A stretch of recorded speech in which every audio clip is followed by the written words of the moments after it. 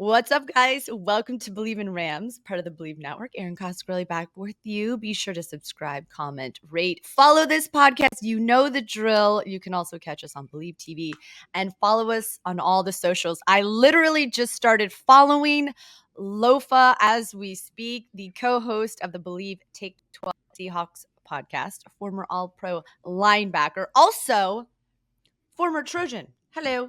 Lofa Tatupu, what is up? Fight on, my friend. How are you? Thank you so much for taking the time to jump in. You are chiming in from Seattle. You've been in Seattle. We talked a little bit about you actually spent, of course, time in Atlanta. But now home base is in the 12 Empire. It is. I love this place. Thank you for having me. Bellevue, Washington is where I currently reside. And, I had my firstborn here back in 2010 and found our way back in 15 when I was coaching with the Hawks, 15 and 16, assistant linebacker coach. And I just love this place. Thank you for having me on the show. I'm going to follow you back. My bad. I'm so old that I don't ever know what to do with social media. I just listen to my producers.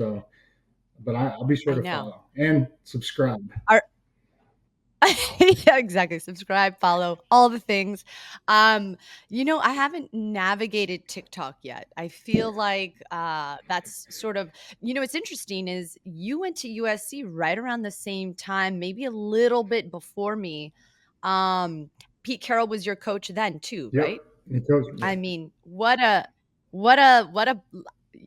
I have not enough amazing things to say about Pete because my first job when I was in college, I covered the USC football team for a website. They were looking for a college reporter. I mean, I had no idea what I was doing, but Pete was so kind. He would always make time. And, this is why he's, in my opinion, the ultimate players coach because he really always made sure everybody was good. I think, yeah, he is. Everything you said is true. I think he's the ultimate players coach because Pete's a big kid. He never grew up. And I always refer to him. He looks younger than when he was coaching me at SC. He's like the Benjamin Button of coaching. He just keeps getting younger. I mean, I know at practice, he would sling it across the field. And yeah, I mean, he is somebody that when he retired, how did you react to that? Were you seeing it coming or how did that feel in your eyes, being that you played with him in college and of course in the pros? I really didn't see it coming. You just got to look at the circumstances.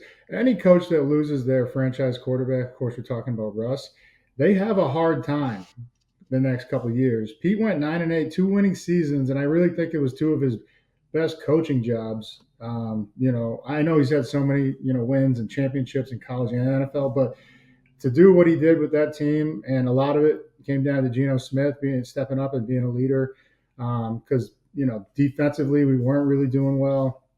Geno probably had like 8 or 9, maybe more if we make a couple kicks and catch a couple footballs, comeback wins. So a lot of praise for both those guys. But I thought, I didn't see that coming for Pete.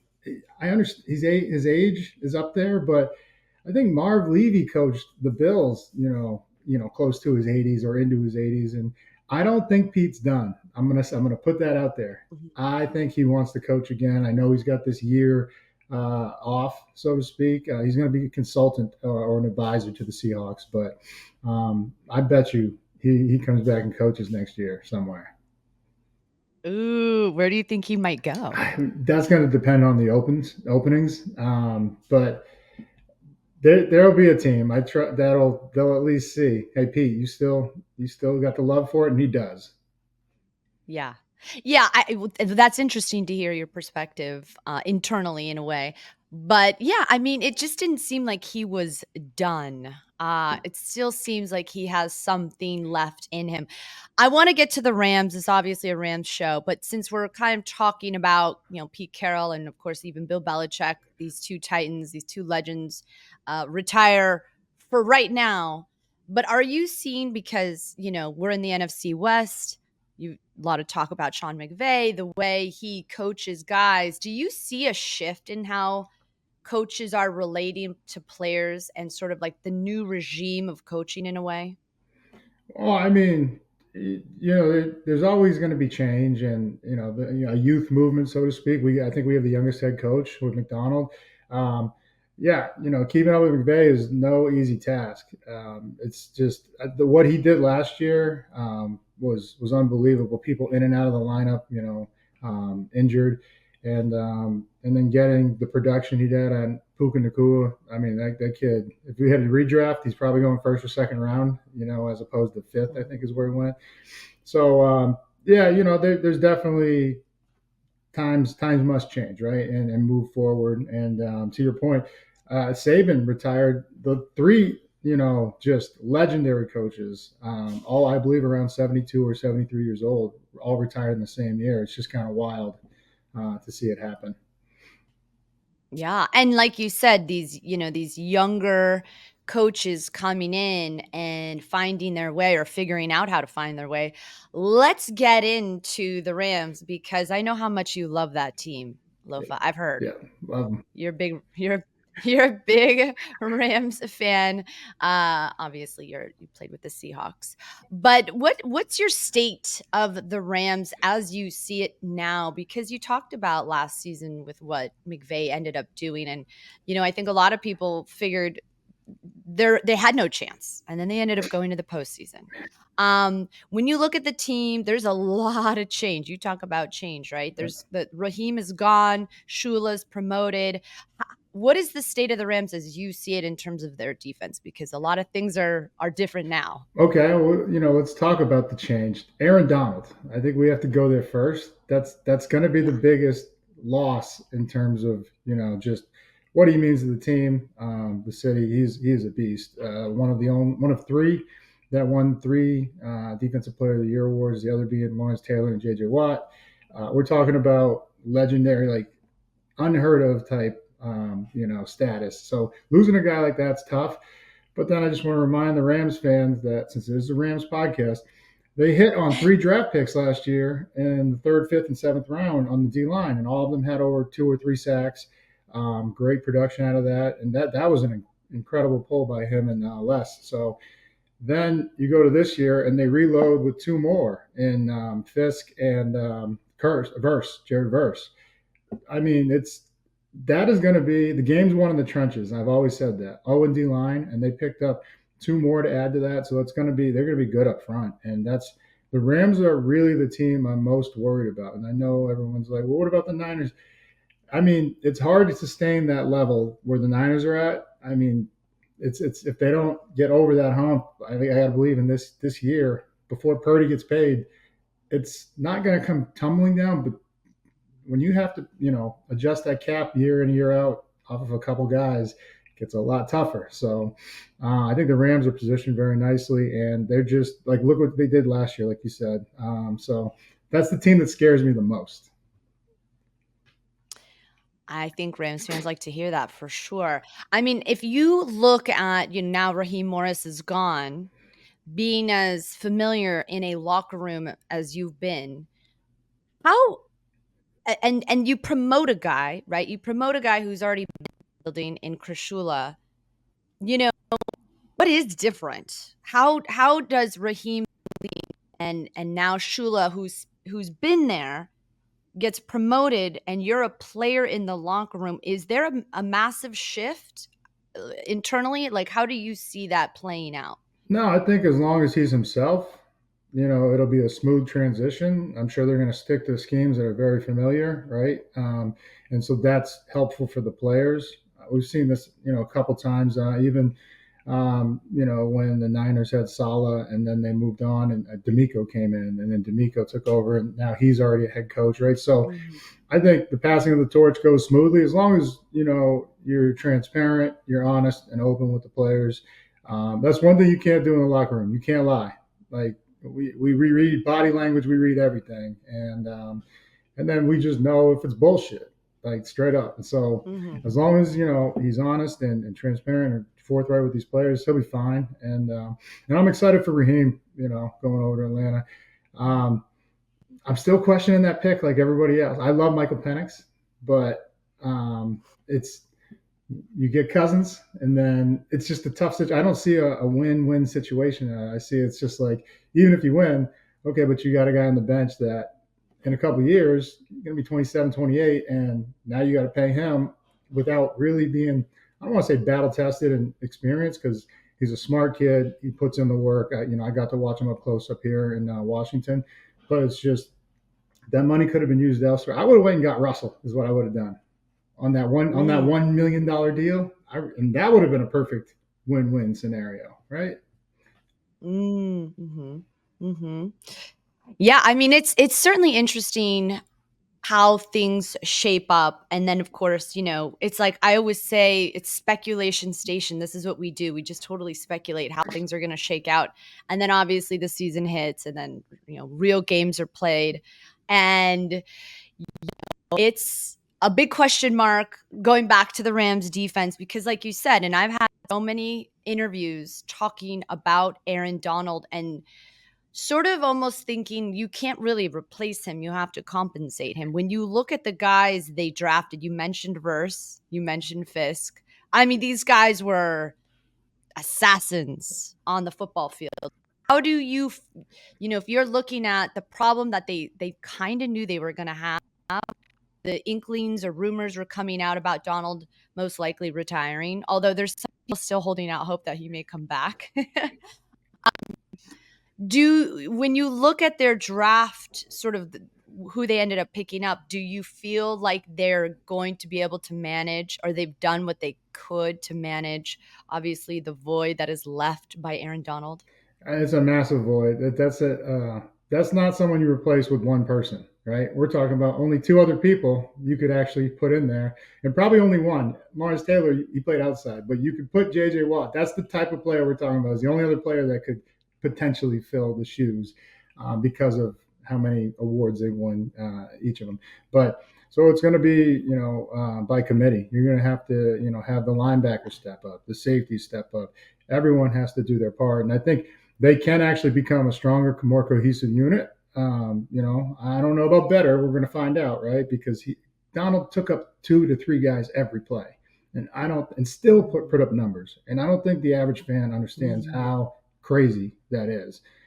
It's hard enough when you just got one guy to beat in terms of a block, and he consistently beat double teams and sometimes triple teams. So schematically, it is going to be a little tougher. I do like what they got in the draft, and yeah, it'll be interesting, but everyone's got to just step the game up. And I'm not so sure that McVay doesn't reach out, just knowing McVay, to Donald like week 9 or 10, like, hey, I'm gonna give you a month to get in shape, and then we're gonna make this championship run. And like, Ooh. I I could mean, that's hard to turn down, Lofa. That would be hard to turn down. Donald, he like could just, I don't know, go play pickleball for 4 months, and I guarantee you he could put the helmet and pads on and walk right back out there for the postseason and give you 3 or 4 sack a game. Promise you. Mhm. Yeah, yeah. How did he defenses in your eyes? How did Aaron change defense? How did he change defenses? Like, do you think that people model their defense after what, or try to emulate what Donald brings, which It's we know is Yeah, categorically impossible to do what Donald did. We know yeah. that. But I mean, do people I think because you can't really replicate it. I just think he showed how important just like one special interior D tackle can be, and we even drafted a guy, a D tackle that I didn't think would be there. Murphy, of course, I'm talking about, from Texas in 16, and I don't want to put that kind of pressure on him, but he is in the mold. Probably not as fast. Aaron ran a 4.6 at 300 pounds. Like that's like linebacker speed. And so and then he's got really into his nutrition and taking care of himself. And I mean, the dude ended up over 300 pounds with a 6 pack, like the freak of nature. And Yeah. so like, but if we're talking about, you can't really replicate that unless you have a guy like that. And so I just think he made everybody else's job around him so much easier. And like when the coaches that got to coach him, Raheem and everybody, I'm sure, they, even Bobby Wagner, to my point, in year 11 or 12 came there and got 6 or 6.5 sacks. And Bobby was always a phenomenal blitzer. He's one of the best second level blitzers I've ever seen, best at linebacker I've ever seen. He got a career high, 6 or 6.5 in 1 year playing next to Erin. I mean, so it just kind of speaks to how important Aaron Donald is to the defense and how much it frees everybody else. We're talking about a Hall of Fame linebacker in Bobby, and not that they weren't worried about him, but offenses were like, we have to stop 99, and then we'll get to 54. 45. He was 45 at the Rams. Yeah. Yeah. Well, and afterwards, it's like you take a look at the defensive tackle market and how much these guys are getting paid based on, like you said, the of being able to take, double teams, triple teams, Yeah. and produce. And like you said, open it up guys on the team to be able to make plays. It says a lot about what they're going to have to do to sort of overcompensate without number 99 if he doesn't come back. And I think it's go ahead. Don't come back, Erin. Don't come. That's all I was going to say. Don't come back. Don't come back, because of course you love the Seahawks. We get it. But it's look, it's a science experiment. How McVay, I mean, if they manage to do what they did last season, changes, it's like it is such an impressive thing that McVay can do in LA with the way he is and how he sees the game. And being a Rams fan, it's nerve-wracking, but it's really exciting. I think they've made a lot of cool changes. They added a running back. It'll be I think it'll be with Stafford sort of up in the air within the contract talks, and are they going to get the deal done before this season starts? Schefter says yes, which you want to pay the guy before the season starts. If Schefter right? says yes, then there's probably a good chance it's going to get done. And Stafford's a pro, and I don't think he's worried about it because he's been here before. It's not anything that's going to affect his play. He's a pro, and he's just going to cost more the next year if it drags out. That's I know that's how Matt's probably looking at it. It's like, fine, I'll play this year, and then I'll go highest bidder next year. Mm-hmm. Mm-hmm. Yeah. Make him happy. That's all I care about. Just make Stafford happy. We're talking coaches, but before we talk, I want to get your ranking as you see it now. And I know we're in July, but how would you rank the NFC West defenses as they look now? The good old way too early rankings. Yep. Well, Right. I got to put the Niners up there. It's going to hurt losing Armstead. That's one of their leaders over since he got there. But they did get, I forget who they got. They got a D tackle. And kind of by committee they're going to have to replace him, kind of like what we're talking about with Donald. But losing one of your leaders is tough. But they got so much talent around them, and then they got Campbell to not really compete, but like kind of placehold until Greenlaw gets healthy. I mean, Greenlaw, you tear your Achilles, and another leader, you tear your Achilles in the last game of the season. That's a long recovery. So, but he's a warrior, and so I know he'll make it back. But still got Fred Warner. Hufunga's going to be back. Both those corners, Ward, they played lights out. Really impressed with them. Bosa, forgot to mention him. I can't believe I forgot that. So like, I got to start with them as number one. Just because they proved it over a long period of time. Two, I really like what you guys did. I'm going to give the Rams the nod at number two. Just in the trenches the last 2 years, the draft picks, and I think you got another two studs, both from Florida State this year. So three, I'm going to give it to us because we beat the Cardinals both times, right? I think. Poor Cardinals. And I'm excited to see what McDonald does.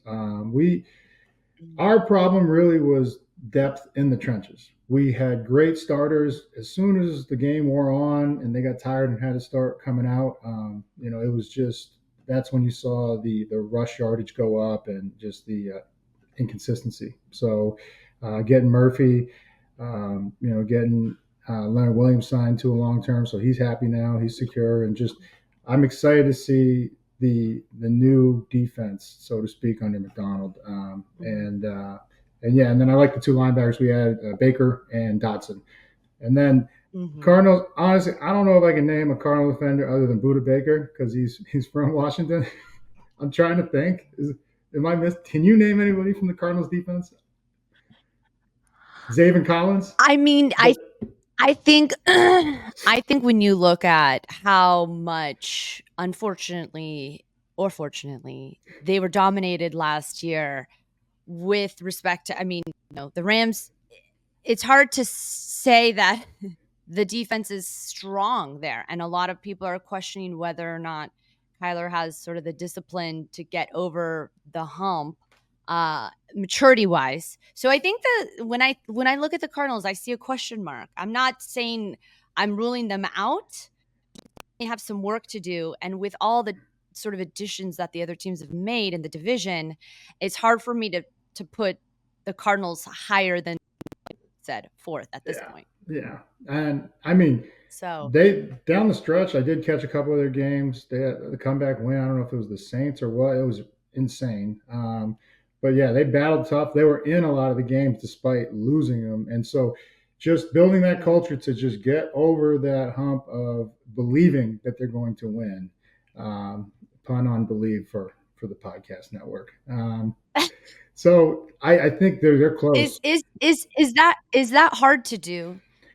Is that hard to do? Is it hard to switch mindsets? Does it make such a difference by the type of leadership at the top in order to get your guys on board? Is that a big We're talking literally about buying in, like you're saying, like just okay. I believe they're putting us in the best situation and doing what's best for the team, and so that trust is slowly earned. But you got to make sure you got the right guys. I mean, you could build culture all you want, but if you don't have dogs and winners, guys that expect to win, like just I never went into a game thinking we're going to lose. Even the games that we lost ugly, that never enters Mhm. the mind. And I, even before I met Pete, like when I was growing up, I was like, no, we're going to win. Of course we're going to win. And like, so I was always pissed when we lost as opposed to like happy when we won. Even when we won, I was pissed. I was like, we should have won by more. We should have. And like, that's something I think, Pete and John Schneider, they did very well in the evaluation process. They went after guys that were just hungry and just competitors. And so I'm sure every staff has their own philosophy on it, but I mean, just give me dogs, and I could teach everything else, but you can't teach that. Yeah. Yeah, I always say it's effort, right? If you're willing to put in the effort, regardless of what you do for a living, right? If Yeah, you're like an intern, I want to see you show up to work enthusiastic, willing to learn, uh, willing to make mistakes, especially in the broadcast industry. You got to make a lot of mistakes, ladies and gentlemen. But yeah, I think okay. So the ranking goes as defenses. Uh, it's we're going Niners, Rams, Seahawks, and then Cardinals. In the way too early station, courtesy of Erin Coscarelli, is that how you see the actually shaking out? no, I did. Oddly enough, Ooh. I got Wait, I games are won in the trenches, ladies and gentlemen. That's games are won in the trenches. Okay, go ahead. they are, but there's still when we go over to the offensive side, there's that we have to factor in. And I Sure. really think the Rams offensively, as crazy as it is with all the firepower the Niners have, I think the Rams are building something special. And if you give Stafford a running game, you give any quarterback a running game, because like Gino, we got two unbelievable running backs. We had no O line was decimated by injury, so we are good up front. But we had like 13 different combinations playing in front of Gino, like in 17 games. That's not a recipe for success. So, if Gino and Matt get a rushing game, it's a nightmare for a defense. But I just think so. The Rams, they get that figured out, which they did down the stretch at the end of the year last year. I got them. That's who I believe is positioned the best to win the division. And I just think the changeover from, Pete to Mike might take a little bit of time. So we'll see how it goes out, how that plays out. But Mike's a winner, right? Just like we talked about. So I'm not worried about getting the guys buy-in from his standpoint. Sorry, he's making too much noise. He won't. So you pick him up, he won't make noise. No, he's a 5-pound yappy, your quintessential chihuahua. Anytime he hears anybody make a noise outside, he's got to chime in. Otherwise, he's maybe just agreeing with you and saying he feels the same way about the Rams finishing first. I in like the division, that. Oh, I was gonna say I like that spin on it, and then you said the Rams winning. I just said they're positioned. All right. Okay. I know. No, of course. Listen, I'm still taking the Hawks. I appreciate you. Okay, fair. Look, I pressured you. I put you in the corner. I didn't give you an out. Okay, listen, it's my fault. As the host, I should set you up for success. But really quickly, because I want to be respectful of your time. Thank you so much for the time to sort of dissect the division and talk all things Pete and Rams defense, Aaron Donald. One of the things I'm so fascinated by, it is literally one of my favorite things to talk about, which is how to shift, how to take the pro game and everything you learned as a professional athlete. You guys, when 5 or 6, you're the anointed ones. You have this unbelievable talent, and then you dedicate your entire life to showing up and playing ball. So your transition out of that game, for all of us fans to watch this game you dedicated your entire life, it's not always so easy. But you've done a really cool thing in shifting gears and creating quite a cool entrepreneurial background. And one of those companies is called 1937 Farms. Talk a little bit, if you don't mind, about the shift for you, because I think it's really hard. We don't talk about it enough, about the mindset of the athlete. One athlete told me the toughest thing when he retired was making his own schedule. And I totally get that. That makes a lot of sense. His coach is telling him what time to show up, what to wear, A, B, and C. So when you get out of the game, this game you did your entire life, it's not easy. It's not. And, I'm not going to sit here and lie and say it is or it was. I've had a lot of help, love and support from my family. So it all comes back to what? Football, teamwork, right? I've had a great team, and no one does anything, on their own. Not anything, that's big on their own. And so my family, they've been there to support me, because it has been tough. I got back into football, which, just I got right back into coaching, and then that led to me being in the area. And me and a business partner, we bought some property that was zoned for the green zone. And up here, cannabis has been, recreational legal for more than a decade now. And so we were just going to, lease it out. And we had a couple properties, and one of them was not successful right away. And so me and my partner looked at it, just from a competitor mindset. And we were like, well, what do we do? Like, do we just sell? What? And like, he's like, hell no, let's go. Let's roll up our sleeves and get in there. And we don't know anything about cannabis other than we enjoy using it. Right. And so we get in there, and I didn't realize that it was going to save and change my life. I got in there. I was like 275 pounds. So that's like 35, 40 pounds over my playing weight. Like today, I'm 215 pounds. And it's because I could geek out on this and like talk about the science of it all, but the plant and how its healing properties really are beneficial, just to the compounds. We have a whole compound or system that regulates our cells and receptions, how we kind of transmit, responses, everything. And it's just brought the inflammation down, made me feel young again. Even though I know I'm old, I try to remember that so I don't do too much out there on the playing field. And playing field is like rec hoops and stuff. It's not I'm not playing football anymore, but it just changed and saved my life. And so down 65 pounds, just more active, more present in my family life and work life. But like you said, it was hard. I mean, anything worth doing is hard, right? Like it's never going to be easy. And I think football gave me that mindset of just keep going. Hey, we we didn't start out business. It took 17 years to get to the NFL, and so I try to remind me and my partner, we had that dream of making the NFL when we were like 7 years old, and we had to wait for the big day, right, to get our name called and just get recognized for what we're doing. Well, the cool thing about business is, like you said, effort, and that's all I ask. And me and my partner ask from everybody, like our employees, effort and attitude. I want a good attitude and good effort because you control those things. So like there's so much carryover from the skills and the life lessons that football and sports in general teaches all athletes. And so, yeah, we started that up and we took over the brand in 1937 farms, only in Washington right now. I think eventually we will maybe do licensing deal and go to other states. So we'll see how that goes. But we are building out.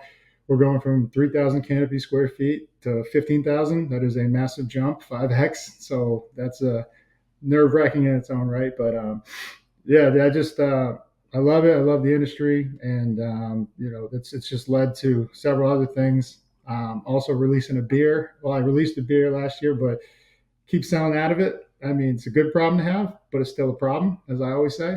So I'm navigating that industry too, because there's things that I want to do in that industry that I think are coming down the road, big picture. Yeah, that's amazing. Well, you know what? When I hear you speak, it's beautiful. I think as we get older, I know certainly, for me, I don't just want to do my job. I want to find a way to serve, to help, to, if in any way story can resonate, just like you being very transparent, and I'm sure have been, and on your podcast you talk about it. But yeah, retiring as a professional athlete, it's not easy, but then to get into a world where you're hopefully helping people, And, about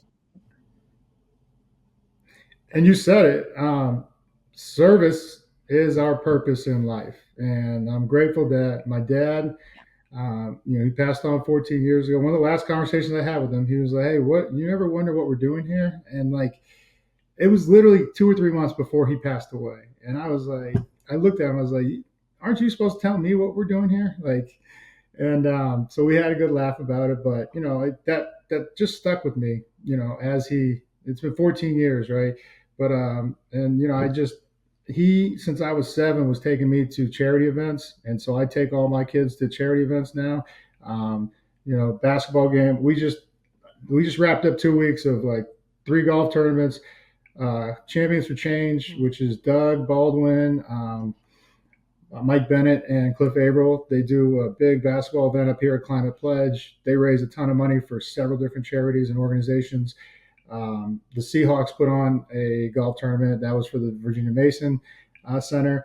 The day after, Safeway put on a tournament for Children's Hospital, and then I just played in Seattle All Star Classic, which they raised money for 4 different organizations and other charities and foundations. So it really is something that my parents brought me up, learning, and I'm grateful for it. And I'm just gonna, that's how we live on. How many lives can we reach? And just to kind of bring it back to what you're saying, like when I got into the cannabis, I didn't realize it was going to change other people's lives as well as my own. Mm-hmm. Well, it seems like your dad had a really big impact, and I think what you're doing with your kids and sort of exposing them to community and how we can help at a really young age, I think uh, is an incredible service to do, as somebody who wants to help. And if people want to learn more about your cannabis company, where can they get more information? We got a website, 1937farms.com, and then there, on Instagram, it's 1937. I think that's pretty 1937 Farms. That's where we mostly make sure it's the Washington one. And we have a little diamond is our logo with the numbers spelled out. And then and then the brewing here. I think I'm wearing the hat. I hope I'm wearing the hat. Oh yeah, Savage Brewing. Can you see it? Yeah. So that's Savage Yes. Brewing. Oh, there you That's go. Okay. yeah. And so that I got a Pilsner with them, a tasty Pilsner, and I'll be releasing a couple more pretty soon here. And that the name of the beer is 51 Savage. So I love it. Well, you'll need to send some down here to LA because that sounds like the perfect, you know, brew to have when you're watching a football game. So, Lofa, I just want to say thank you again. Appreciate the time. Fight on. I'm excited for USC. We didn't get time to talk about. We'll just have to have you on again. How about we'll that? do it a second one. Lofa, thank yeah. We'll do it again. We'll definitely do it again. Thank you for the time. And, we'll see how things shake out in the NFC West. We'll see if your predictions are on par.